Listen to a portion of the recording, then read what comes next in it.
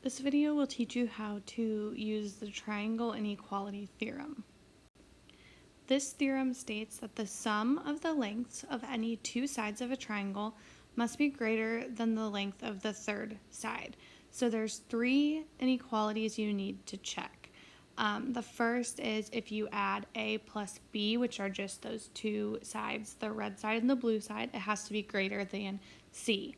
And then the other two are just the different combinations of checking to make sure that anytime I add two sides together, it's always greater than the third. So let's look at an example.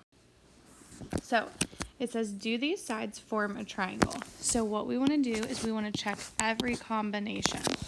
So I'm going to call this one A, this B, and this C. So first I want to check if I add A and B together, is it truly greater than C? And it is, so that works. Then I need to check another one. So maybe this time I'm going to add B and C together. I need to make sure it's greater than that third side. And it is, so this works. And then for the last one, maybe I'm adding A and C together. I'm making sure it's greater than that third side.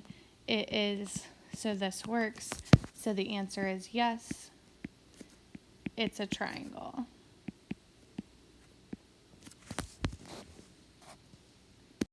And my second example, I'm just kind of doing the same thing. So here's my three sides. I'm going to add the first two together. I want to make sure it's greater than the third side. 5 is not greater than 5. So this does not form a triangle.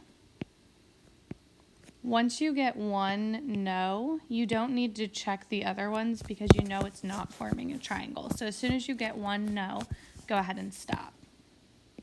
Same thing here. I'm checking each time if I add two together, is it greater than the third? So this first one, it does work out. If I add 3 plus 5, is it going to be greater than 3? Yes. And the last combination is really going to be the exact same as the first. I would be doing 3 plus 3 again. So this one does work out. Yes, it's a triangle.